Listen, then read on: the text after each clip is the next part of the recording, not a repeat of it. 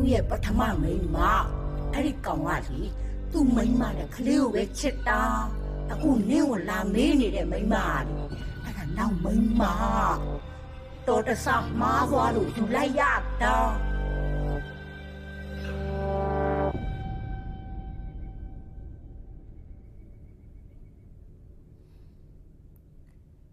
မတ်တေစီကိုကျမမြင်နေကြတဲ့အတိုင်းဟောပါမယ်ဒီလိုဟောပြောခြင်းကမဟုတ်မမှန်တာကိုလီဆယ်ပြီးပြောတာမဟုတ်ဘူးဆိုတာတော့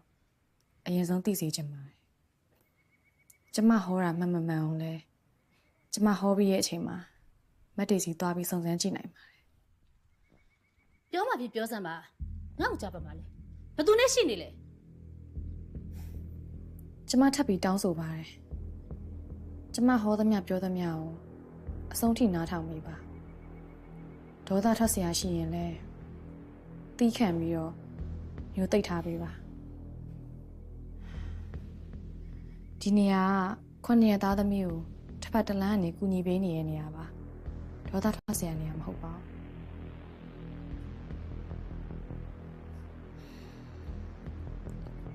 မတ်တေစီအမျိုးသားကိုတက်ထုံးကအခုသားမိ2ယောက်နဲ့အတူတူရှိနေပါတယ်ကလေးကခမ်းမန်း9နှစ်အရွယ်မိန်းကလေးပါနာမည်ကချိုတတ်တဲ့အမျိုးသမီးနာမည်ကမတ်ချိုမာပါ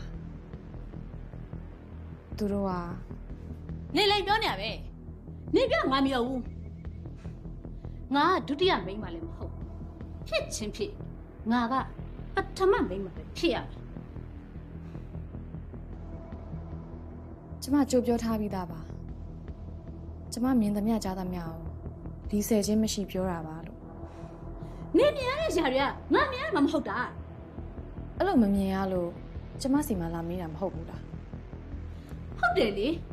ကိုတက်ထောကငါ့ပေါ်မှာအဲ့လိုလုံးမဲ့လူမျိုးမဟုတ်ဘူးကိုတက်ထောကလူရိုးလူကောင်းမတ်တေစီနဲ့ကလေးယူကိုဘာလို့ညင်ရလဲဆိုတာကိုကျမဟောပြရတဲ့မှာအကုန်လုံးပြောပြီးသွားပါပြီကိုတက်ထွန်းကသူ့မှာသမီးလေးရှိနေရဲ့အပြင်မတ်ချိုမာနဲ့ကလွဲပြီးတော့ကလေးယူကိုဆန္ဒမရှိလို့ပါမတ်တေစီကညလုံးနဲ့ကိုရန်ကိုကြမြင်မှယုံတတ်တဲ့သူမျိုးမလားကျမပြောတဲ့နေရာကိုတွားကြည့်လိုက်ပါကျမဟောတာမှန်မှန်ဟုတ်မဟုတ်ဆိုတာကိုမတ်တေစီသိပါလိမ့်မယ်